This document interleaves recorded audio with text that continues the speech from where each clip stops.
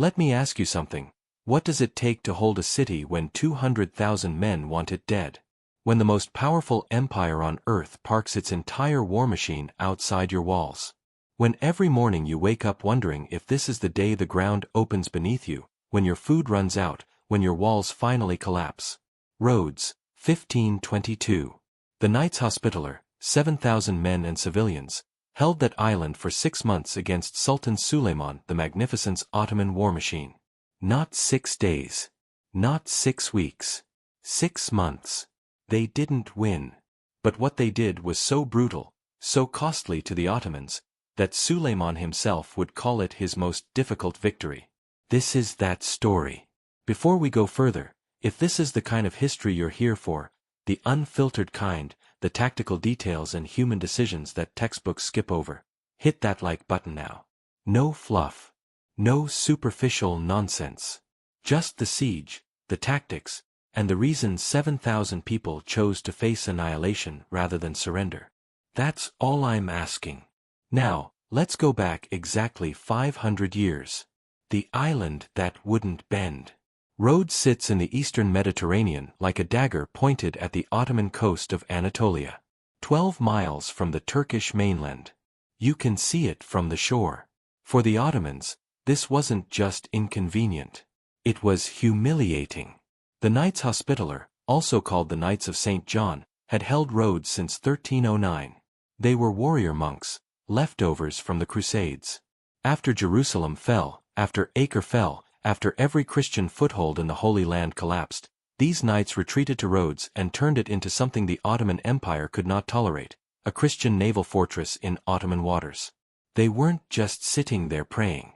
They raided Ottoman shipping. They intercepted trade routes. They captured Muslim pilgrims bound for Mecca and held them for ransom. Every year, the knights' galleys prowled the eastern Mediterranean like sharks, and every year the Ottomans choked on the insult. Sultan Mehmed II, the conqueror of Constantinople, tried to take Rhodes in 1480. He sent 70,000 men. The knights, led by Grand Master Pierre d'Aubusson, held them off. The Ottomans withdrew after suffering massive casualties. It was an embarrassment the empire never forgot. Fast forward 42 years. Suleiman the Magnificent, young, ambitious and furious. By 1522, Suleiman I had been sultan for 2 years. He was 28 years old. History would call him the Magnificent in the west and the Lawgiver in the east. But in 1522, he was a young emperor with something to prove. His father, Selim I, had doubled the empire's size in 8 years. Suleiman inherited the most powerful military on the planet, veteran janissaries, massive artillery trains, a navy that dominated the Mediterranean. But he also inherited unfinished business, Rhodes. The island mocked Ottoman power. Every raid the knights launched was a reminder that the empire couldn't control its own coastline. Suleiman didn't just want Rhodes. He needed it. For legitimacy. For security. For pride. In 1521, Suleiman took Belgrade from the Hungarians. It was a statement. The Ottomans were back on the offensive. Rhodes was next.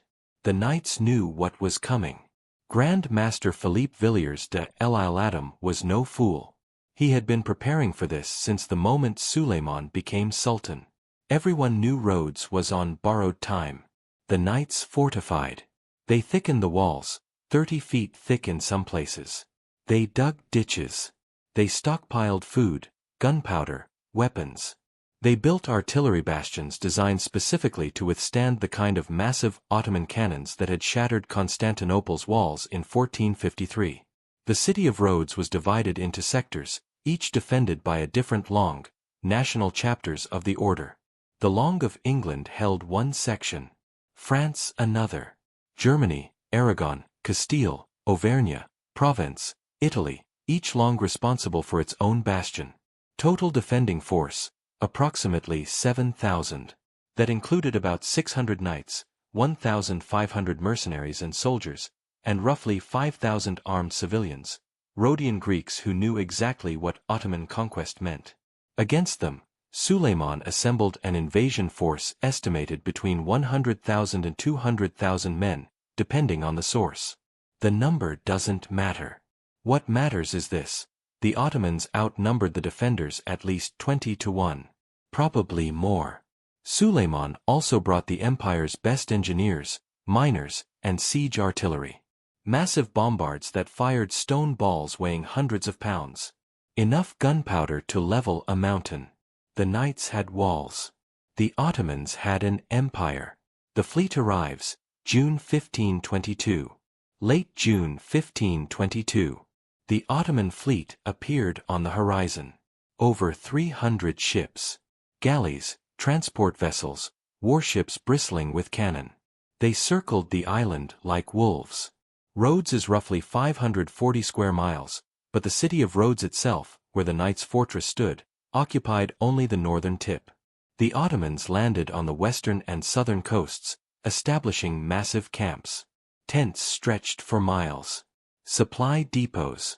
Field hospitals. Weapon forges. This wasn't a raid. It was an occupation. Suleiman himself arrived in late July aboard his flagship, making the symbolic point: the Sultan would personally oversee the destruction of the knights.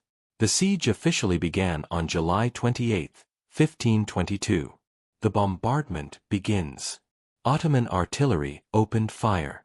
Not a barrage, a sustained, mechanical obliteration. Day and night. Massive cannons positioned around the city's perimeter fired at specific points on the walls, trying to open breaches. The sound was unimaginable. Constant thunder. Stone balls weighing 600 pounds smashing into fortifications. Walls shaking. Dust clouds rising.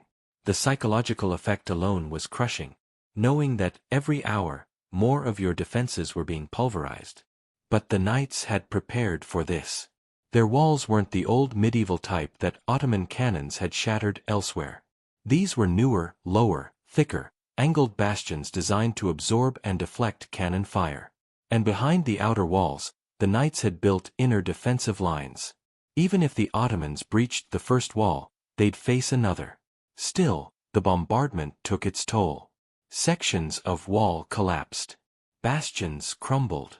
The knights worked frantically every night, repairing damage, shoring up weak points with timber, sandbags, rubble, anything. And then the mining began. The war underground. Here's where it got medieval and horrifying at the same time. The Ottomans didn't just attack above ground. They dug. Siege mining, tunneling under enemy walls to collapse them or plant explosives, was standard practice. But at Rhodes, the scale was insane. Ottoman engineers dug dozens of tunnels under the fortifications. The goal: reach the foundation of a wall or bastion, pack the tunnel with gunpowder, and blow it sky high. The knights knew this was coming. They dug their own tunnels, countermines, trying to intercept the Ottoman miners before they reached the walls. Imagine, you're crawling through a narrow, lightless tunnel, dirt walls inches from your face, holding a torch and a weapon. You hear digging. Somewhere ahead, Ottoman miners are doing the same thing. You break through into their tunnel. Hand-to-hand combat in total darkness, underground, with the constant risk that someone's going to light a fuse and bury both sides alive. It happened. Multiple times. Brutal, suffocating fights in cramped tunnels. Men stabbed, clubbed, strangled in the dark. Both sides suffered horrific casualties in the mines. The Ottomans successfully detonated several mines. Entire sections of wall blew apart, showering the city with debris. Each explosion was followed immediately by Ottoman assault troops charging the breach. The knights met them with everything: arquebus, crossbows, swords, pikes, boiling oil, rocks, grenades, primitive explosives thrown by hand. They fought in the rubble of their own walls, contesting every foot. The first major assaults, August and September. By late August, the Ottomans had opened multiple breaches. Suleiman ordered mass assaults. Waves of Ottoman infantry, janissaries, sipahis, irregulars, charged the gaps. Drums pounding. War cries. Thousands of men funneling into narrow breaches, climbing over rubble, getting hit with concentrated defensive fire. The knights held. Barely. They plugged the breaches with makeshift barricades, fought hand-to-hand in the ruins, and somehow pushed the Ottomans back. September brought another massive assault. Same result. The Janissaries were elite troops, disciplined, fearless, experienced. But charging into a breach against entrenched defenders is a meat grinder. The Ottomans took catastrophic casualties. Suleiman was furious. His commanders assured him, "Keep hammering. The defenders can't last." Starvation, disease, and desperation. Inside Rhodes, conditions deteriorated. Food supplies dwindled. The Ottomans had blockaded the island, no resupply possible. Every day, rations shrank. Disease spread. Dysentery. Typhus. Packed conditions, poor sanitation, rotting corpses in the summer heat, perfect conditions for epidemic. Men died not from wounds but from sickness. Morale frayed. Civilians begged the knights to surrender. Why die for a lost cause? The Ottomans would kill everyone if this continued. Grand Master Villiers de l'Isle Adam refused. He knew what surrender meant. The knights would be enslaved or executed. The Rhodian Greeks? Massacred or sold into slavery. Better to fight. But he also knew time was running out. Ottoman frustration. The siege drags on. By October, Suleiman faced a different problem. His own army was suffering. Months of siege warfare in brutal summer heat had shattered Ottoman morale. Casualties were staggering, thousands dead from combat, disease, and the brutal mining operations. Supply lines stretched thin. Winter was approaching. Suleiman's advisors began whispering, "Withdraw. Come back next year with a fresh army." Suleiman refused. Retreating would be worse than defeat. It would be humiliation. His father had conquered empires. He couldn't even take one island? He doubled down. More artillery. More assaults. More mines. The knights held. The breaking point, November and December. By November, both sides were on the edge of collapse. The knights' defenses were shredded. Entire bastions had been reduced to rubble. The walls were more gap than stone.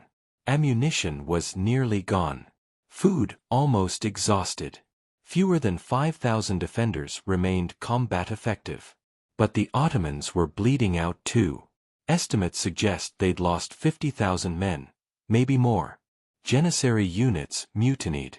Officers begged Suleiman to withdraw. On December 1st, the Ottomans launched another all-out assault. This time, they broke through. Janissaries poured into the city, seizing one of the bastions. The knights counterattacked. A suicidal, desperate charge into the heart of Ottoman-held territory. They retook the bastion. The fighting was so intense that bodies piled waist-high in the streets. But everyone knew, the next assault would be the last. The knights didn't have the men to stop another breach. The offer nobody wanted. December 10, 1522. A white flag appeared above the Ottoman lines. Suleiman's emissaries approached the shattered walls of Rhodes with a message. The Sultan wanted to negotiate. Not surrender. Negotiation. Inside the city, the knights were stunned. The Ottomans were offering terms? After 5 months of hell, after losing tens of thousands of men, Suleiman was willing to talk? Grand Master Villiers de l'Isle Adam didn't trust it. This could be a trick, lure the defenders into complacency, then strike. But he also knew the truth. Rhodes was dying. Every day, more men fell. The walls were rubble. The food was gone. If the Ottomans launched one more major assault, the city would fall, and everyone inside would be slaughtered. So he agreed to hear the terms. Suleiman's calculated mercy. Here's what Suleiman offered, and why it was brilliant. The knights could leave. Alive. They would be allowed to evacuate Rhodes with their weapons, their religious relics, and their dignity. No enslavement. No execution. The civilian population, those who wanted to leave, could go with them. Those who stayed would be spared massacre and granted a 5-year exemption from Ottoman taxes. It was an astonishingly generous offer by the standards of 16th-century siege warfare. Normally, a city that resisted this long would be sacked. Everyone inside, soldiers, civilians, women, children, put to the sword. That was the rule. Resist too long, and you pay the price. So why didn't Suleiman do that? Pragmatism. First, he knew his army couldn't take much more. Another assault might succeed, but it would cost thousands more lives. The Janissaries were exhausted, demoralized, and angry. Pushing them into another meat-grinder attack risked mutiny. Second, Suleiman wanted the island intact. Rhodes was strategically vital. He needed the harbor, the fortifications, the infrastructure. A prolonged sack would destroy all of it. Third, and this is important, Suleiman wanted to be remembered as a just and magnanimous ruler. Slaughtering the knights would make him look brutal. Offering them honorable terms made him look noble. It was propaganda, but effective. And fourth, the knights had earned it. By defending Rhodes for 6 months, inflicting catastrophic losses on the empire's best troops, and refusing to break even when all hope was gone, the knights had proven themselves worthy opponents. Suleiman respected that. He later remarked that forcing such brave men from their home was one of his saddest victories. The debate inside Rhodes. Villiers de l'Isle-Adam called a council. The knights gathered in what remained of their headquarters, surrounded by crumbling walls and the stench of death. Some argued for continued resistance. They were warrior monks. Their vows demanded they fight to the last man. Surrendering, even under honorable terms, felt like betrayal. Others argued for survival. What good were dead martyrs? If they evacuated, they could regroup, rebuild, and fight the Ottomans elsewhere. The order would survive. The mission would continue. The civilians had no illusions. They begged the knights to accept. Rhodes was doomed. If the siege continued, everyone would die. Villiers de l'Isle-Adam made the decision. He accepted Suleiman's terms. It was December 18, 1522. The evacuation, a funeral procession. December 25, 1522. Christmas Day. The gates of Rhodes opened.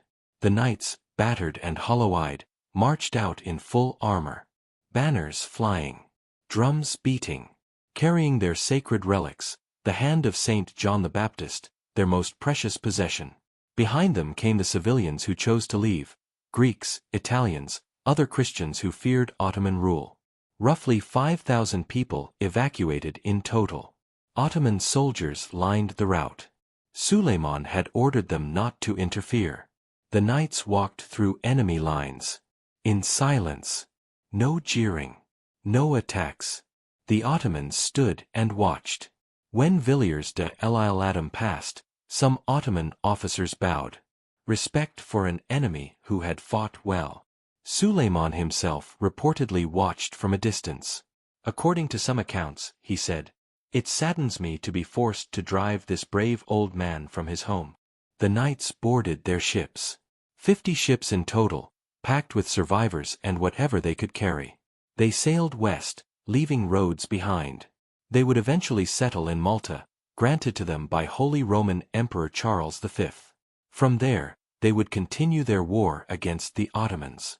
But Rhodes was gone. The cost. Who really won? Let's talk numbers. Estimates vary wildly because reliable records are scarce. But here's the generally accepted range. Ottoman casualties, 50,000 to 90,000 dead or wounded. Some sources push it higher. The siege decimated multiple Janissary units and killed dozens of senior officers. Knight and defender casualties, roughly 5,000 killed.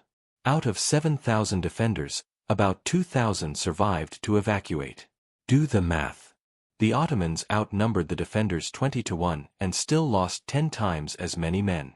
Yes, Suleiman took Rhodes. Yes, the Ottomans won. But it was the kind of victory that bleeds an empire. Suleiman never forgot the cost. Years later, He would call the Siege of Rhodes one of his hardest campaigns. Harder than battles where he faced larger armies. Why? Because every meter of ground cost blood, and because the knights made him earn every inch. What made the defense so effective? This is the question worth answering. How did 7,000 men hold off 200,000 for 6 months? 1. Modern fortifications. The walls of Rhodes were cutting edge for 1522. They weren't tall, thin medieval walls that cannons could shatter. They were low, thick, angled bastions designed to absorb artillery fire and provide overlapping fields of fire for defenders. Every approach was covered by multiple firing positions. Ottoman troops advancing on a breach would be hit from 3 directions at once. There was no safe angle of attack. 2. Defense in depth. The knights didn't rely on a single wall. They built multiple defensive lines.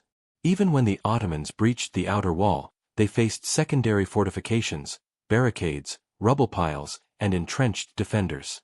Taking a breach didn't mean taking the city. It meant starting another fight. 3. Active defense. The knights didn't just sit behind walls. They counterattacked. When the Ottomans seized a bastion, the knights charged in and took it back. When Ottoman miners dug under their walls, the knights dug countermines and fought them underground. They made the Ottomans pay for every gain. 4. Discipline and morale. The knights were warrior monks. Their entire identity was built around this. Fight the infidel. Die if necessary. Never surrender. That kind of ideological commitment is nearly impossible to break. The knights believed they were fighting for God. They weren't going to fold because the odds were bad. The civilians, too, knew what was at stake. Ottoman conquest meant slavery, forced conversion, or death. They fought because the alternative was worse. 5. Ottoman tactical limitations. Here's the thing, the Ottomans were incredibly powerful, but siege warfare is different. Numbers matter less when you're funneling troops into a narrow breach. You can't bring 200,000 men to bear at once. The Ottomans also underestimated how long it would take. They assumed the bombardment would break the walls quickly, the knights would panic, and the city would fall within weeks. Instead, they got dragged into a grinding, 5-month nightmare. Their supply lines stretched. Disease spread. Morale collapsed. By the end, the Ottoman army was a shadow of its former self. 6. Geography. Rhodes is an island. The Ottomans could blockade it, but they couldn't just walk away when things got bad. They'd committed their entire fleet and a massive army.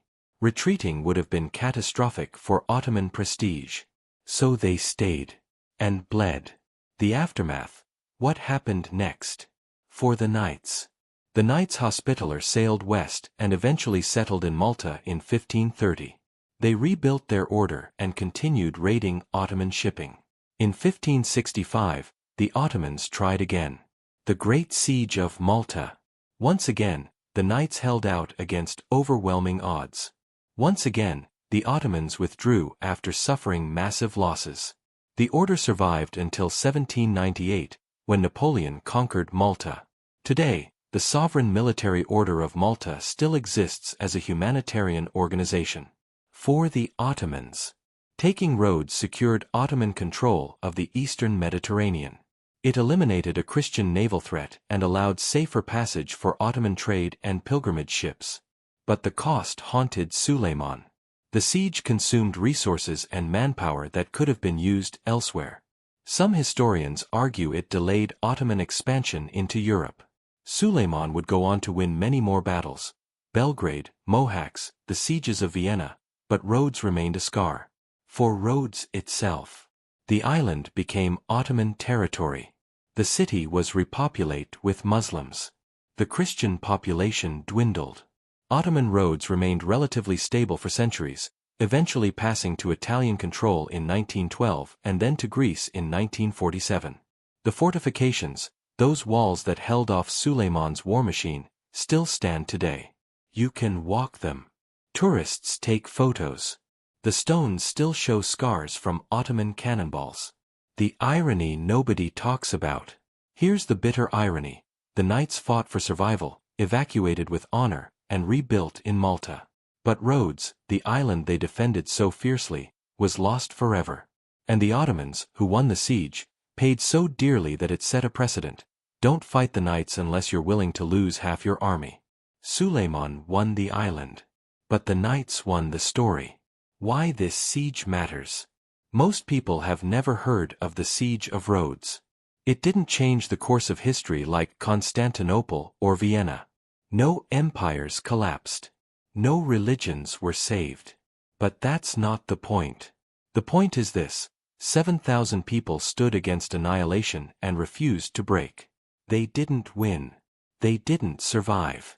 But they made the most powerful empire on earth pay in blood for every meter of ground. They proved that willpower, preparation, and tactical brilliance can hold off overwhelming force.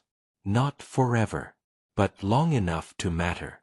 And when they finally left, they left with their heads high, their honor intact, and their enemies' respect earned.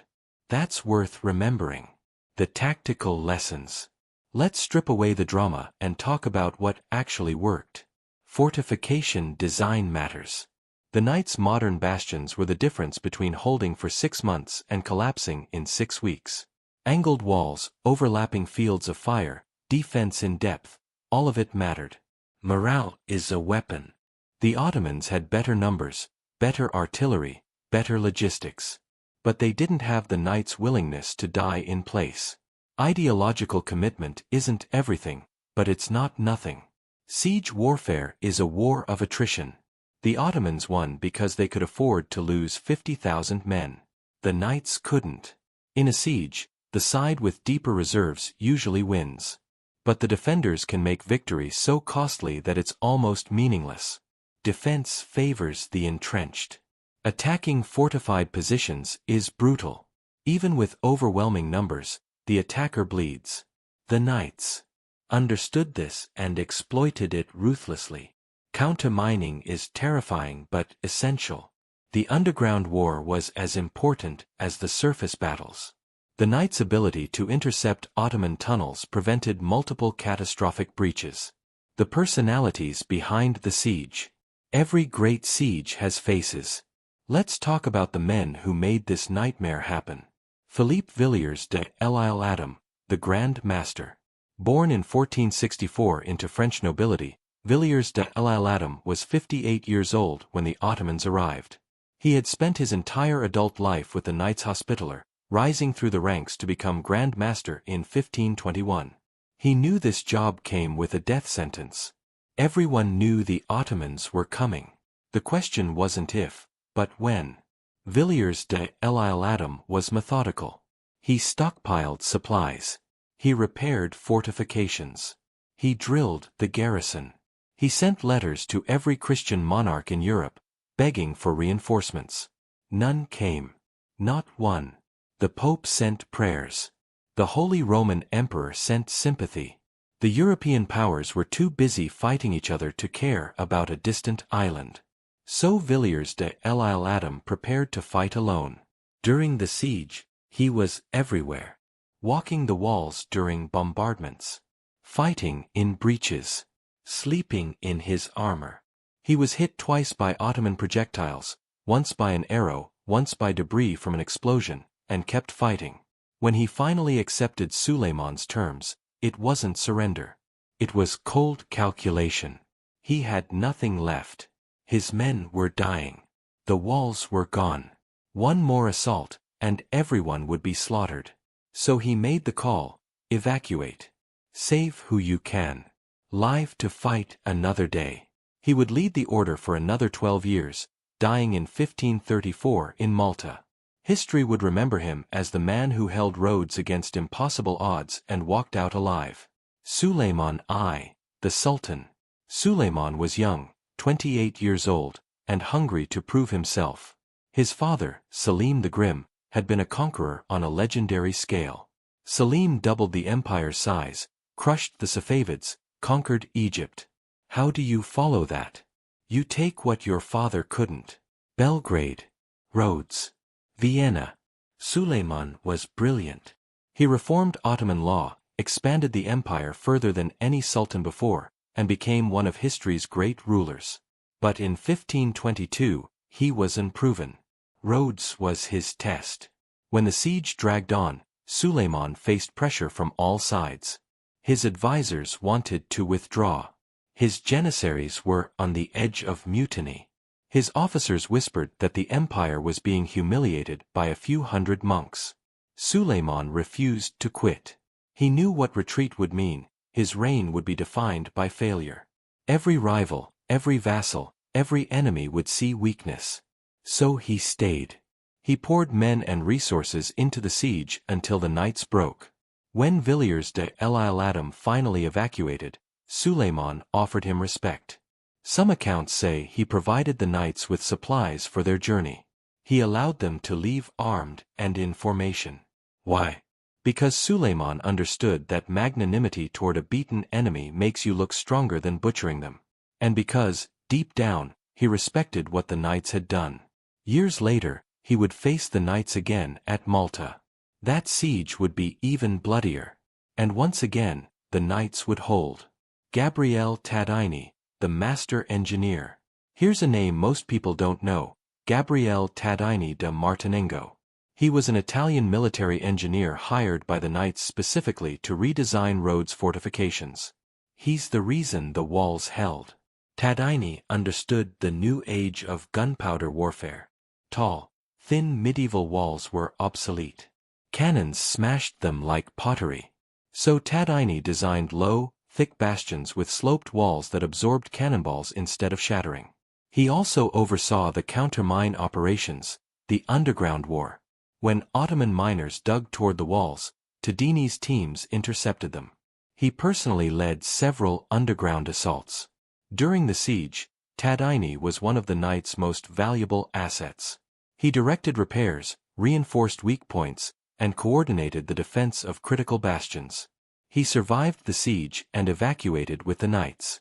His work at Rhodes would influence European fortress design for the next century. Mustafa Pasha, the Ottoman commander. Suleiman's military commander on the ground was Mustafa Pasha, a veteran janissary officer. He was competent, experienced, and deeply frustrated. Mustafa Pasha oversaw the assaults, the mining operations, the bombardments. He threw everything at Rhodes. And the city wouldn't break. By November, Mustafa Pasha was reporting to Suleiman that the siege was unsustainable. The army was disintegrating. Disease and casualties had gutted entire units. Officers were asking permission to withdraw. Suleiman's response: keep attacking. Mustafa Pasha obeyed. But by December, even he knew it couldn't go on. When Suleiman finally authorized negotiations, Mustafa Pasha likely breathed a sigh of relief. He had won. But it had nearly killed him to do it. The defenders nobody named. Most of the defenders weren't knights. They were Rhodian Greeks, shopkeepers, farmers, sailors, craftsmen, who picked up weapons and fought because they had no choice. We don't know their names. History didn't record them. But they were there, on the walls, in the breaches, in the mines. They died by the thousands. Some fought out of loyalty to the knights. Others fought because they knew what Ottoman conquest meant. Whatever their reasons, they bled the same. When the evacuation happened, many stayed behind. They chose to live under Ottoman rule rather than abandon their homes. Suleiman honored his promise: no massacre, no enslavement. Those who stayed were largely left in peace. But their city was no longer theirs. What the siege looked like, the daily grind. Let's talk about what the siege actually felt like, day to day. Morning. You wake up, if you slept, to the sound of artillery. The Ottomans start firing at dawn. Every day. Same pattern. Heavy cannon aimed at weak points in the walls. The ground shakes. Dust fills the air. You eat whatever ration you've been given, moldy bread, salted fish, stale water, and head to your post. Daytime. You stand on the walls or crouch in a trench, watching the Ottoman lines. Every few hours, there's an alert. Ottoman troops massing. Possible assault incoming. Everyone grabs weapons. Arquebusiers check their powder. Crossbowmen knock bolts. Knights don armor. Sometimes it's a probe, Ottoman skirmishers testing the defenses. Sometimes it's a full assault, thousands of janissaries charging a breach, screaming war cries, clashing against your shields. You fight until they retreat or you push them back. Then you collapse, breathe, check your wounds, and wait for the next one. Afternoon. Repair crews work frantically. Every section of wall hit by artillery needs reinforcement. Timber beams hauled into place. Sandbags stacked. Rubble cleared. You're exhausted, but if you don't fix the wall, tomorrow's assault will break through. Engineers inspect the ground, listening for sounds of digging. If Ottoman miners are tunneling under you, you need to know now. Evening. Another bombardment. Ottomans fire incendiaries, flaming projectiles meant to start fires inside the city. Some hit buildings. Some hit supply depots. Crews rush to put out flames before they spread. You eat again, if there's food. Portions are shrinking. Supplies running low. Everyone knows it. Night. This is when the horror starts. Ottoman miners dig at night, trying to reach your walls unseen. Your own counter-mining teams crawl into the dark, listening, digging, hoping to intercept them before they plant explosives. You hear the explosions. Sometimes they're Ottoman mines blowing up walls. Sometimes they're your own mines collapsing their tunnels. Either way, it's followed by screaming. If you're lucky, you sleep a few hours. If not, you stand watch, staring into the darkness, waiting for the Ottomans to try a night assault. Repeat for 6 months. The psychological war. Physical damage wasn't the only weapon. The Ottomans waged psychological warfare too. Constant noise. The artillery never fully stopped. Even when they weren't bombarding, you heard the distant sound of hammering, digging, shouting. The Ottomans wanted you to know they were always there, always working, always preparing the next attack. Displays of force. Ottoman troops paraded in full view of the walls. Thousands of janissaries, perfectly disciplined, marching in formation. The message: look how many we are. Look how few you are. Give up. It didn't work. But it didn't need to work on everyone. It just needed to crack a few. And every man who broke made the defense weaker. Prisoners. When the Ottomans captured defenders, usually in failed sorties or collapsed tunnels, they executed them in view of the walls. Beheadings. Impalements. Crucifixions. Brutal, public displays meant to terrorize the garrison. The knights responded in kind. Ottoman prisoners were executed on the walls. This wasn't cruelty for cruelty's sake. It was sending a message: we will not be intimidated. But it took a toll. Every execution, every display of savagery, made the siege more brutal, more personal, more hateful. Starvation as a weapon. By November, food was critically low. The Ottomans knew it. They tightened the blockade, ensuring nothing got through. Rations shrank to near starvation levels. Men grew weak.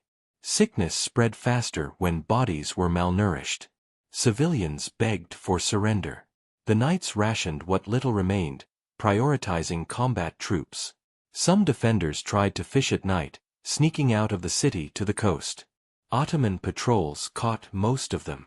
Those who succeeded brought back almost nothing, a handful of fish to feed a starving city. The Ottomans didn't need to breach the walls if hunger did the job for them. And it almost did. The moment that nearly ended it all.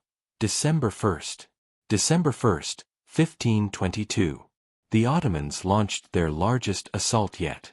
They'd been preparing for days. Multiple mines detonated simultaneously, blowing massive gaps in the walls. Janissaries poured through, supported by Sipahis and irregulars. Thousands of troops, coordinated, disciplined, hitting multiple points at once. They broke through. For the first time, Ottoman troops seized a major bastion inside the city. This was it. If they held that position, the city was lost. The Ottomans would reinforce, expand, and overrun the defenders. Villiers de l'Isle Adam knew it. He ordered an immediate counterattack. Every able-bodied knight, every soldier, every armed civilian, everyone charged the captured bastion. The fighting was apocalyptic. Hand to hand, no quarter, no retreat. Men stabbed, clubbed, strangled each other in the rubble. Knights in full armor waded through piles of corpses, swinging swords until their arms gave out. It took hours. But the knights retook the bastion. The Ottomans retreated, leaving behind hundreds of dead. The defenders had won. But they'd lost hundreds too. And everyone knew the truth, they couldn't do that again. The next breach would be the last. The decision to negotiate. Villiers de l'Isle Adam called his commanders together. The options were bleak. Option 1. Keep fighting. Die to the last man. Everyone in the city, knights, soldiers, civilians, get slaughtered when the Ottomans break through. Option 2. Negotiate. If Suleiman offers terms, take them. Save who you can. The debate was bitter. Some knights argued that surrender, under any terms, betrayed their vows. They were warrior monks. They didn't negotiate with infidels. They fought until God decided the outcome. Others argued that dying for symbolism was pointless. If they evacuated, the order survived. They could rebuild. They could fight elsewhere. Dead men can't fight. Villiers de l'Isle Adam listened. Then he made the call. If Suleiman offers honorable terms, we take them.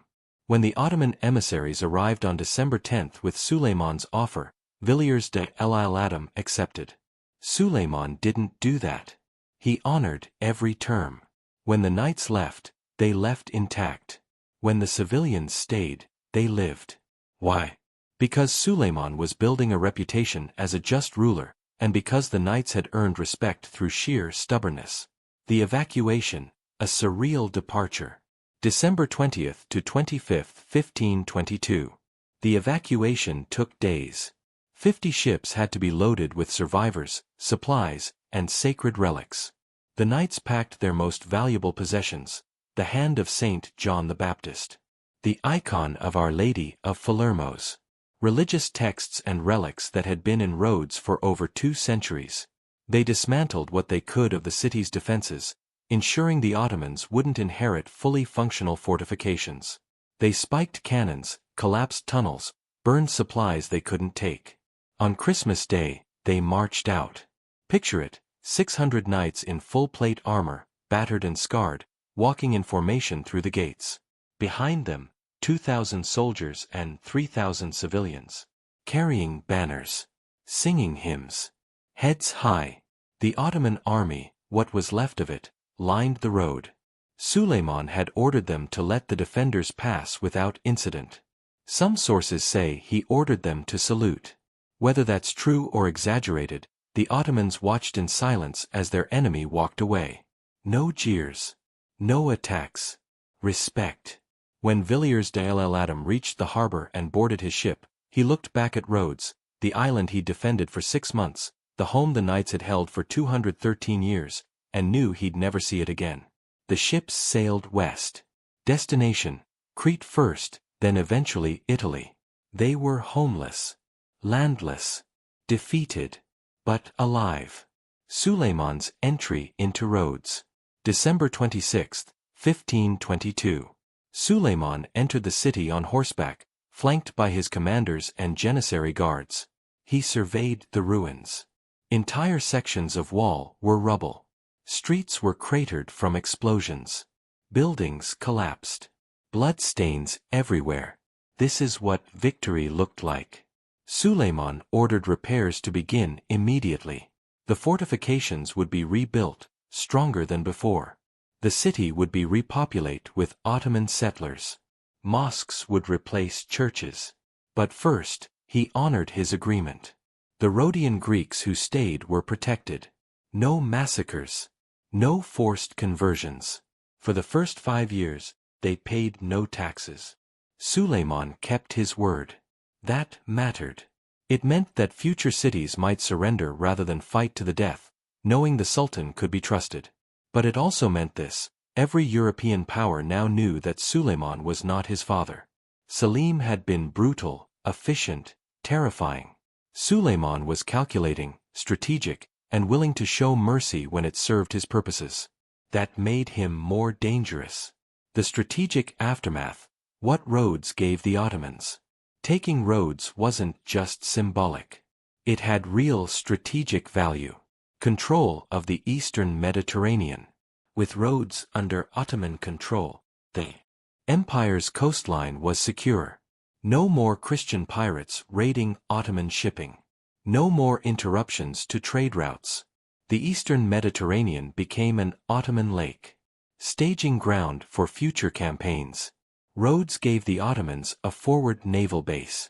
Future campaigns into the Mediterranean, against Malta, against Italy, against North Africa, would launch from Rhodes.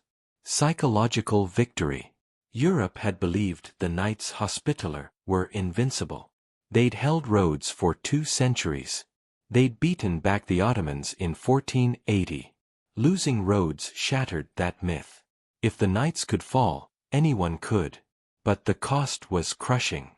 The siege consumed resources that Suleiman could have used elsewhere. The 50,000 plus casualties included veteran troops, janissaries, officers, engineers, that couldn't be easily replaced. The financial cost was staggering. 6 months of siege operations. Supplying an army of 100,000 plus. Ammunition, food, equipment, ships, all of it drained the imperial treasury. And for what? A single island. Strategically important, yes. But worth 50,000 lives? Suleiman would later say that forcing the Knights from their home saddened him. Maybe that was genuine. Maybe it was regret over the cost. Either way, he never underestimated the Knights again. What happened to the Knights after Rhodes? The Knights Hospitaller spent 7 years wandering. They tried to settle in Crete, then Sicily, then Italy. No one wanted them. They were refugees, warriors without a home, a reminder of Christian defeat. Then, in 1530, Holy Roman Emperor Charles V offered them Malta. Malta was barren, rocky, barely populated.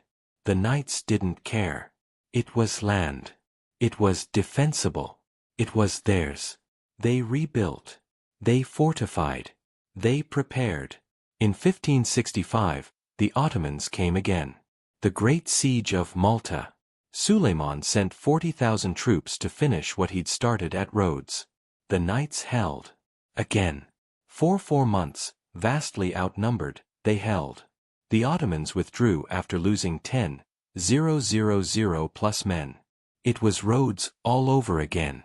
Only this time, the Knights didn't lose. They would hold Malta until 1798, when Napoleon invaded. Even then, they didn't lose a military battle. They surrendered because the order's leadership had become corrupt and lost the will to fight. The Ottomans after Rhodes, the empire's peak. For Suleiman, Rhodes was just the beginning. In 1526, he crushed the Hungarians at the Battle of Mohacs. King Louis II of Hungary drowned fleeing the battlefield. Hungary became an Ottoman vassal state. In 1529, Suleiman besieged Vienna. The siege failed, but it brought the Ottomans to the gates of Central Europe. No Muslim army had come that far since the 8th century. He campaigned in Persia, Iraq, North Africa. He expanded the empire to its greatest extent. He reformed Ottoman law, earning the title Suleiman the Lawgiver.